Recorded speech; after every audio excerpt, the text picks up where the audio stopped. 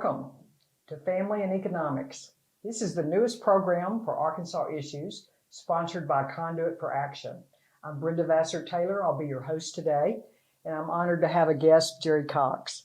I'm honored to be here. Well, thank you, Jerry. Thank you. Jerry's the president of Family Council, and most people in Arkansas know that that's the flagship organization promoting conservative, traditional family values.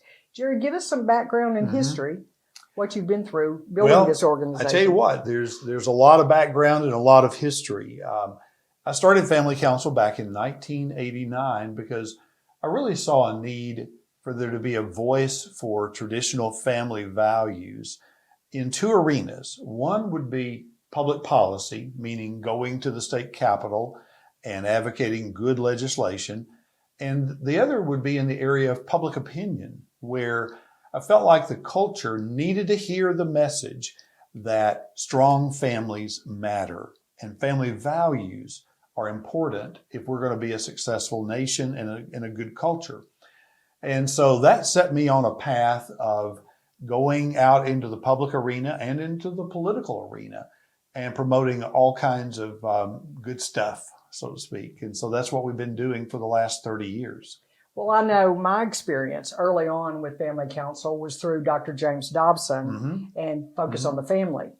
I raised my children in the 80s and 90s, and so you and I met just as you were getting started.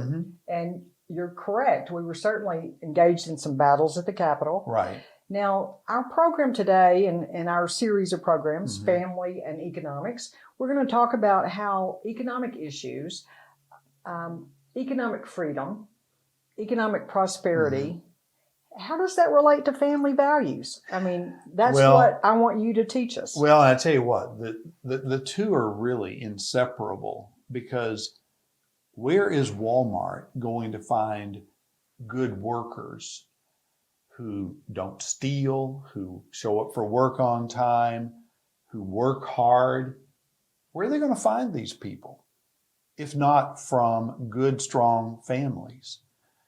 And so I think if you just want to look at it from a pure dollars and cents point of view, it makes all the sense in the world to have strong families, because let me tell you, if you don't, then those children of families that aren't very strong have a greater likelihood of not finishing school.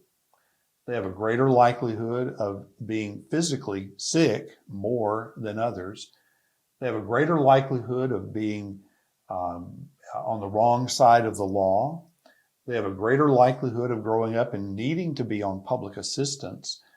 And all of those negatives really kind of are attached to families that aren't very strong. And when I say that, I know not everybody gets the benefit of being from a good, solid two-parent home. I get that. But wouldn't it be good if everybody could be? And wouldn't society be better off? Well, as we talk about economic prosperity for all Arkansans, we're talking about bringing people up with a good education where you can get a job, you can support your family, you can afford a family. Sure.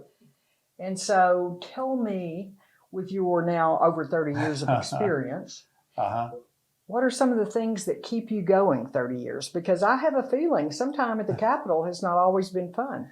Well, it's certainly changed a lot in the last 30 years, because when I walked into the Capitol for the first time, Bill Clinton was governor. A majority of the legislature was Democrat. Dr. Joycelyn Elders was the health director. She was trying to distribute contraceptives in all the schools. I remember. And, we just said, you know what? This is not good for families. This is not good for society if our public policies take such a turn in the wrong direction. And I'm not ashamed to say that we believe in a biblical approach to a worldview, because we think it works. We think it's really solid, and it's proven over centuries, thousands of years. And so when I walked into that Capitol, I said, you know what? I'm okay with taking the values of Sunday morning church into the halls of the state Capitol, as long as it's good policy, and it is. And so that set us on the path then of advocating parental rights, school choice, the sanctity of human life, on and on. And so it's been an interesting journey. It took us about 10 years to pass one pro-life bill. I heard you say that You the know, other day in another interview. Yeah. 10 years. Now, what triggered you to finally be able to pass one? I jokingly say this. There was a particular committee at the Capitol that kept killing our pro-life bill. And they did it year after year for almost 10 years. I say, well, one of the members went to prison. One went to Congress. I'm not sure which is worse, going to prison or Congress, but and term limits took effect. Mike Huckabee became governor, and the environment changed. And so I tell you what that taught me. It taught me that going to the Capitol is not an event. It's a process.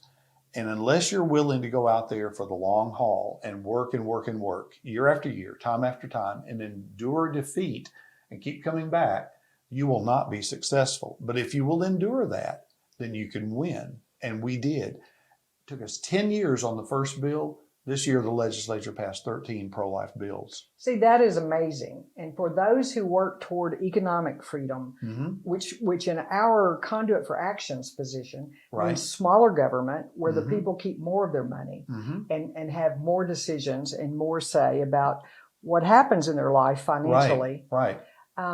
People get discouraged with that message. And that's a message that's not as romantic, or, where do you find that in the Bible? And I often say people just don't know where to look. But so give me the one sentence that says why you have kept it up for 30 years. We care about people. That's why we do what we do. I care about people. I care about the ones who are here now, and I care about the ones who are yet to be born. And I think it's incumbent on all of us who are here today to try to make a better world for the ones that come behind us. When I look at the sacrifice that previous generations made in fighting the wars, doing without, going through hard times, and I think, shame on us if we squander that. And I, for one, do not ever want to be guilty of squandering what's been given us. I want to hand it off to the next generation and know that I'm giving them something better as I leave this world.